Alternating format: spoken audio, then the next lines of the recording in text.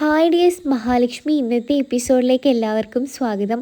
അതിരാവിലെ തന്നെ കരുണയാണെങ്കിൽ മുത്തശ്ശിയെ വിളിക്കുന്നുണ്ട്. മുത്തശ്ശിയാണെങ്കിൽ ആ ഫോൺ കോൾ എടുത്തിട്ട് പ്രതാപൻ്റെ അരികിലേക്കാണ് വച്ച് നീട്ടുന്നത് തന്നെ. ഇതാ പ്രതാപ, നിൻ്റെ മോള് വിളിക്കുന്നു. അവൾ ഒരുപാട് തവണയായല്ലോ വിളിക്കുന്നത്. ചിലപ്പോൾ നിന്നെ കിട്ടാത്തത് കൊണ്ടാവും എൻ്റെ ഫോണിലോട്ട് വിളിച്ചത്. എന്താണാവോ എന്നറിയില്ല. ഒരുപാട് പ്രാവശ്യം വിളിച്ചു. എന്തെങ്കിലുമൊക്കെ പരാതി പറയാനാവോ അമ്മേ? അതുകൊണ്ട് അമ്മ എടുക്കണമെന്നില്ല, അവിടെ തന്നെ വെച്ചേക്ക്. അവളുടെ പരാതികൾ കേൾക്കുമ്പോൾ എനിക്കാണ് സങ്കടം കൂടുന്നത്. അതൊന്നും അവിടെ ആർക്കും പറഞ്ഞാൽ മനസ്സിലാവില്ല എന്നൊക്കെ പ്രതാപം പറയുന്നുണ്ട്. അപ്പോഴേക്കും മുത്തശ്ശിയാണെങ്കിൽ ആ കോള് കട്ട് ചെയ്യുമ്പോൾ കരുണയാണെങ്കിൽ വീണ്ടും വീണ്ടും മുത്തശ്ശിയെ വിളിച്ചുകൊണ്ടേ നിൽക്കുന്നുണ്ട്. മുത്തശ്ശി പറയുന്നുണ്ട്, എന്താ മോളെ, സുഖമാണോ എന്ന് ചോദിക്കുന്നുണ്ട്. അപ്പോൾ കരുണ ദേഷ്യത്തോടെ ചോദിക്കുന്നുണ്ട്, മോളോ, നിങ്ങൾക്ക് എന്നെ ഓർമ്മയുണ്ടോ? ഞാൻ നിങ്ങളെ ഒരു 10,000 വട്ടം ഇപ്പോൾ വിളിച്ചു കഴിഞ്ഞു, എന്നിട്ടും നിങ്ങൾ എൻ്റെ കോൾ എടുത്തില്ലല്ലോ. എന്നിട്ടും എൻ്റെ കോൾ കട്ട് ചെയ്ത് വിടയല്ലേ മുത്തശ്ശി ചെയ്തത്. അച്ഛനും ഇപ്പോൾ എന്നെ കോളും ഒന്നും തന്നെ ചെയ്യാറുമില്ല, എന്നെ അങ്ങോട്ട് വിളിച്ച് എടുക്കാറുമില്ല. ഇപ്പം മുത്തശ്ശിയും അതുപോലെ തന്നെ ആയി മാറിയോ എന്നൊക്കെ കരുണ ചോദിക്കുന്നുണ്ട് മുത്തശ്ശിയോടായിട്ടാണെങ്കിൽ. അപ്പോഴേക്കും മുത്തശ്ശിയാണെങ്കിൽ സങ്കടം കൊണ്ട് പറയാൻ തുടങ്ങിയിട്ടുണ്ട്, എൻ്റെ പൊന്നുമോളെ, എനിക്ക് അങ്ങനെ ഒന്നുമില്ല. മുത്തശ്ശിയാണെങ്കിൽ ഇപ്പോൾ എഴുന്നേറ്റതേ ഉള്ളൂ. നിൻ്റെ അമ്മയാണെങ്കിൽ ഇവിടുന്ന് അതിരാവിലെ തന്നെ പോയിട്ടുണ്ട്. ആ ഒരു ഇതിലൊക്കെയാണ് മുത്തശ്ശിയും അച്ഛനൊക്കെ ഇവിടെ നിൽക്കുന്നത് തന്നെ. ഞങ്ങളിപ്പോൾ എന്ത് ചെയ്യാനാ മോളെ? എത്രയൊക്കെ ചെയ്താലും തിരിച്ചടികൾ നമ്മൾക്ക് മാത്രമാണല്ലോ കിട്ടുന്നത്. എന്ത് ചെയ്തിട്ടും ഒരു കാര്യമില്ലെന്നാണ് തോന്നുന്നത്. ഇപ്പോൾ എന്തായാലും കുറച്ച് നാളത്തേക്ക് നമ്മൾ മിണ്ടാതിരിക്കുക. നിൻ്റെ വയറ്റിലെ കുഞ്ഞിനെങ്കിലും ഓർത്ത് നീ അവിടെ ഒന്ന് കടിച്ചു പിടിച്ച് നിൽക്കും മോളെ എന്നൊക്കെ മുത്തശ്ശി പറയുന്നുണ്ട്. അപ്പോഴേക്കും കരുണ പറയുന്നുണ്ട്, എന്താ മുത്തശ്ശി ഇങ്ങനെയൊക്കെ എന്നോട് പറയാൻ എങ്ങനെയാണ് തോന്നുന്നത്? എന്തായാലും അച്ഛൻ എന്നെ ഇത്രത്തോളം ലാളിച്ചിട്ട് ആദ്യമായിട്ടാണ് എൻ്റെ ജീവിതത്തിൽ ഇത്രത്തോളം ഞാൻ കരയേണ്ടി വരുന്നത്. എല്ലാത്തിനും കാരണം അച്ഛനും മുത്തശ്ശി മാത്രമാണ്, മറ്റാരും അല്ലെന്നൊക്കെ കരുണയാണെങ്കിൽ ഇങ്ങനെ സങ്കടം പറയുന്നുണ്ട്. അപ്പോഴേക്കും കരുണ കോള് കട്ട് ചെയ്തിട്ട് പോകുന്നുണ്ട്. ഇനി എന്തെങ്കിലും ആ കുഞ്ഞ് ഈ വീട്ടിലോട്ട് വരാൻ വേണ്ടി പോവുകയാണ് നാളെ. എനിക്കാണെങ്കിൽ ഇവിടെ എന്തായാലും നിൽക്കാൻ കഴിയില്ല. എല്ലാം സഹിക്കുക എന്ന് വെച്ചാൽ എനിക്കതൊന്നും സാധ്യമല്ല. അതും ഈ ഒരു കുഞ്ഞിന് വേണ്ടിയിട്ട്. ഉണ്ണേട്ടനാണെങ്കിൽ പണം മാത്രം മതി, മറ്റൊന്നും അയാൾക്ക് വേണ്ട, എന്നെയും വേണ്ട. പിന്നെ ഞാൻ എന്തിനാണ് ഇവിടെ ഇങ്ങനെ എല്ലാം സഹിച്ച് നിൽക്കുന്നത് എന്നൊന്നും എനിക്കറിയേണ്ട ആവശ്യമില്ല. ഇതിനൊരു തീരുമാനം എന്തായാലും എത്രയും പെട്ടെന്ന് തന്നെ മുത്തശ്ശനെ വിളിച്ചറിയിക്കണം. ആ കുഞ്ഞ് ഈ വീട്ടിലോട്ട് വന്നാൽ പിന്നെ ഞാനിവിടെ നിൽക്കുന്ന കാര്യമില്ല. എനിക്ക് ആരുടെയും അടുക്കളക്കാരി വേലക്കാരിയായിട്ടൊന്നും നിൽക്കാൻ യാതൊരു താല്പര്യമെന്നൊക്കെ കരുണ പറയുന്നുണ്ട് മുത്തശ്ശിയോടായിട്ടാണെങ്കിൽ. അപ്പോഴേക്കാണെങ്കിൽ കണ്ണനാണെങ്കിൽ നമ്മുടെ മഹിയുടെ അടുത്ത് എത്തുന്നുണ്ട്. മഹിയാണെങ്കിൽ കണ്ണനെ കണ്ടിട്ട് ഒരുപാട് സന്തോഷത്തോടെ കുഞ്ഞിനെ കണ്ണൻ്റെ അടുത്ത് എടുത്തു കൊടുക്കുകയൊക്കെ ചെയ്യുന്നുണ്ട്. അപ്പോഴേക്കും ആണെങ്കിൽ മഞ്ജു ആ റൂമിലോട്ട് വരുന്നുണ്ട്. എന്താ കണ്ണേട്ടാ, എന്താ കുഞ്ഞിന് വേണ്ടി വാങ്ങിച്ചതെന്നൊക്കെ ചോദിക്കുന്നുണ്ട്. അപ്പോഴേക്കും മഞ്ജുവിനോട് പറയുന്നുണ്ട്, ഏയ് ഞാൻ വാങ്ങിച്ചതല്ല, ഇത് അമ്മ വാങ്ങിച്ചതാണ്, നല്ല രസമുണ്ട്, അതുകൊണ്ട് നീ ഒന്ന് നോക്കിയിട്ട് കുഞ്ഞിൻ്റെ കയ്യിൽ അണിയിച്ചു കൊടുക്കണം എന്നൊക്കെ പറയുന്നുണ്ട്.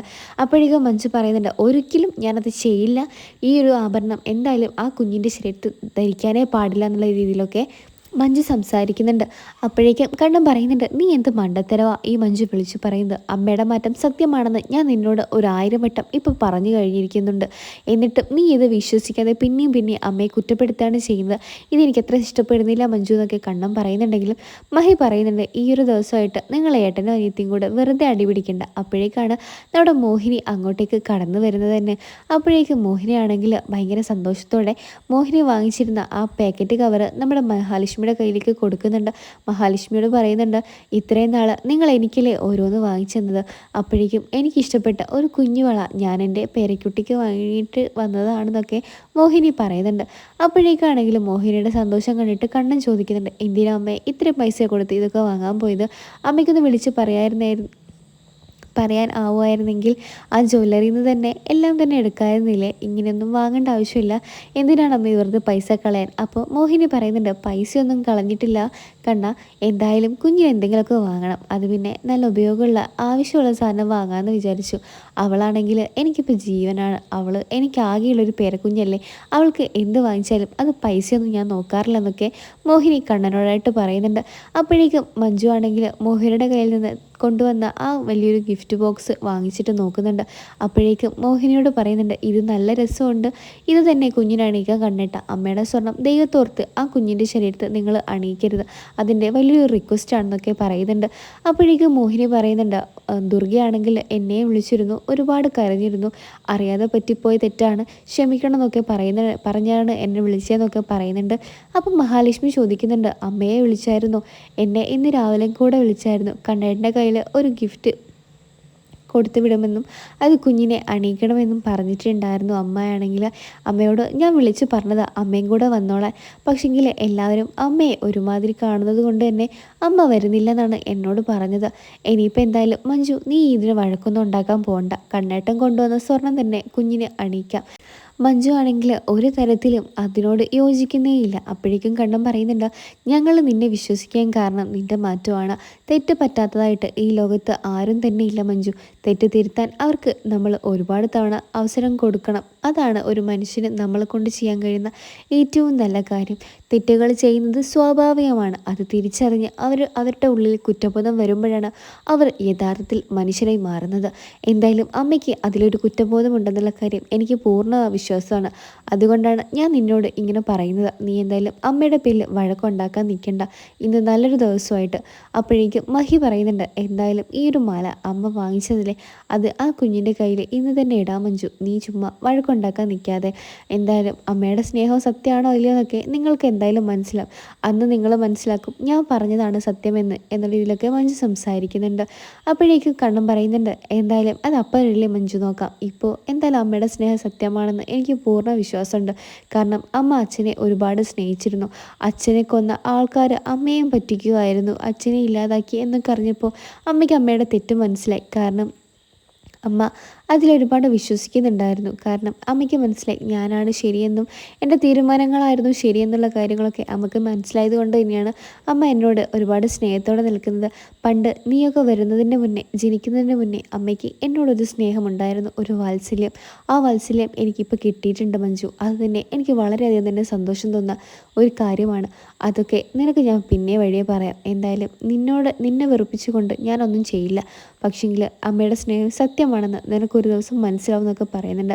അപ്പോഴേക്കും മഞ്ജു പറയുന്നുണ്ട്, കണ്ണേട്ട അത് പിന്നെ ഞാൻ അങ്ങനെ പറഞ്ഞതല്ല. അമ്മയുടെ മാറ്റം നല്ലതാണോ ശരിയാണോ എന്നും എനിക്കറിയില്ല. പക്ഷെങ്കിൽ നല്ലതാണെങ്കിൽ അങ്ങനെ തന്നെ ഇരിക്കട്ടെ. എന്തായാലും കണ്ണേട്ടനിത് കുഞ്ഞിനെ അണിയിച്ചോ, എനിക്ക് കുഴപ്പമൊന്നുമില്ല. ഞാൻ പിന്നെ കുഞ്ഞിനൊന്നും വരാതിരിക്കാൻ വേണ്ടിയിട്ട് പറഞ്ഞതാണെന്നൊക്കെ കണ്ണനോടായിട്ട് മഞ്ജു പറയുന്നുണ്ട്. അപ്പോഴേക്കാണെങ്കിൽ കണ്ണൻ പറയുന്നുണ്ട്, ശരിയെങ്കിൽ നിങ്ങളെല്ലാവരും റെഡിയായിട്ട് താഴോട്ടേക്ക് വാ എന്ന് പറയുന്നുണ്ട്. അങ്ങനെ കണ്ണനാണെങ്കിൽ രേഖയുടെ അടുത്തൊക്കെ ചെല്ലുന്നുണ്ട്. അങ്ങനെ രേഖയും സാഗറും അനന്തും ഒക്കെ ഈ കാര്യത്തെക്കുറിച്ച് തന്നെയാണ് സംസാരിക്കുന്നത്. അപ്പോഴേക്കും കണ്ണൻ പറയുന്നുണ്ട്, എന്തായാലും അമ്മയുടെ സ്നേഹം സത്യം തന്നെയാണ്. അതിൽ എനിക്കൊരു വിശ്വാസക്കുറവില്ല. അമ്മ തന്ന സാധനം കുഞ്ഞിനെ അണിയുന്നതിൽ ഒരു കുഴപ്പവും വരില്ലെന്നുള്ള പൂർണ്ണ വിശ്വാസം എനിക്കുള്ളത് കൊണ്ടാണ് ഞാനിങ്ങനെ ഇത്ര ഉറപ്പോടെ നിങ്ങളോടൊക്കെ പറയുന്നത്. എന്തായാലും എൻ്റെ കുഞ്ഞിന് ഒരാപത്തും സംഭവിക്കില്ല. അവളെ രക്ഷിക്കാൻ ഈ ലോകത്ത് എല്ലാ ദൈവങ്ങളും ഉണ്ടാവും. കാരണം ഞങ്ങളെ രക്ഷിക്കാൻ ഇത്രയും ദൈവങ്ങളുണ്ടെങ്കിൽ ഞങ്ങളുടെ കുഞ്ഞിനെ രക്ഷിക്കാൻ എല്ലാ ദൈവങ്ങളും ഒരുമിച്ച് നിൽക്കുമെന്നുള്ള കാര്യം എനിക്ക് ഉറപ്പാണെന്നൊക്കെ കണ്ണൻ പറയുന്നുണ്ട്. അനന്തുവിനോടായിട്ടാണെങ്കിൽ അപ്പോഴും രേഖ പറയുന്നുണ്ട്, കണ്ണേട്ട ഈ കുഞ്ഞിനെ അത്രയേറെ ഞാൻ സ്നേഹിക്കുന്നുണ്ട്. എന്തായാലും ഈ കുഞ്ഞിനൊരു ആപത്ത് വന്നാൽ ഈ പോറ്റമ്മയ്ക്കും കൂടെ സഹിക്കില്ല എന്നുള്ള കാര്യം കണ്ണേട്ടനെ ഓർക്കണം. അപ്പോൾ നമ്മുടെ അനന്ത് പറയുന്നുണ്ട്, നീ ഇങ്ങനെ ഓരോന്നും പറയാതെ രേഖ, നീ എന്തായാലും അകത്തോട്ട് ചെല്ല്. അവിടെ ചെന്നിട്ട് ബാക്കി കാര്യങ്ങളൊക്കെ ഞാൻ അങ്ങോട്ടേക്ക് വരാം, അപ്പോൾ നമുക്ക് സംസാരിക്കാമെന്നൊക്കെ പറയുന്നുണ്ട്. നമ്മുടെ രേഖയാണെങ്കിൽ ഒരുപാട് സങ്കടത്തിലാണ് കുഞ്ഞ് പോകുന്നതിൽ സങ്കടപ്പെടുന്ന രേഖയെ കണ്ടിട്ടാണെങ്കിൽ അനന്തു കണ്ണനോടായിട്ട് പറയുന്നുണ്ട്, നീ ഒരു കാര്യം മനസ്സിലാക്കണം കണ്ണ. രേഖയാണെങ്കിൽ ഇപ്പോൾ വല്ലാത്തൊരു സ്വാർത്ഥത കളിയാണ് കളിക്കുന്നത്.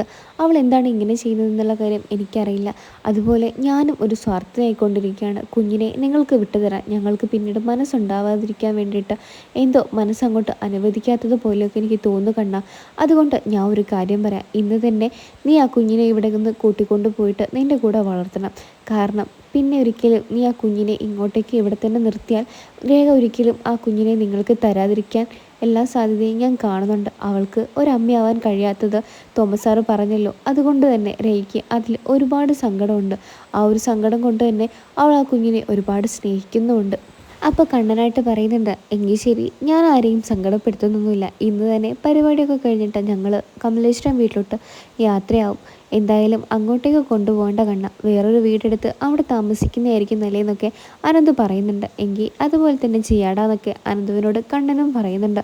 അതിനുശേഷമാണെങ്കിൽ കണ്ണൻ്റെ കുഞ്ഞിനെ കൊല്ലാൻ വേണ്ടിയിട്ട് നമ്മുടെ ഉണ്ണിയാണെങ്കിൽ ഗുണ്ടകളെ ഏർപ്പാടാക്കുന്നുണ്ട്. ഈ വിവരം കണ്ണൻ അറിയുകയും ചെയ്യുന്നുണ്ട്. അങ്ങനെ കണ്ണനാണെങ്കിൽ കുഞ്ഞിനെ കൊല്ലാൻ നോക്കിയ ഉണ്ണിയാണെങ്കിൽ കമലേശ്വരം വീട്ടിൽ പെട്ടെന്ന് തന്നെ വന്നിട്ട് കാരണം പൊട്ടിച്ച് ഉണ്ണിയുടെ മുഖത്തടിച്ച് പറയുന്നുണ്ട്, ഈ വീട്ടിൽ നിനക്ക് സ്ഥാനമില്ല, ഇപ്പം തന്നെ പെട്ടിയും കിടക്കെടുത്ത് നിനക്ക് നിൻ്റെ എവിടേക്കാന്ന് വെച്ചാൽ പോവാന്നൊക്കെ പറഞ്ഞിട്ട് നല്ല രീതിക്ക് തന്നെ ഉണ്ണിയോട് പ്രതികാരം കണ്ണൻ ആദ്യമായിട്ട് ചെയ്യാൻ വേണ്ടിയിട്ട് തുടങ്ങുന്നുണ്ട്.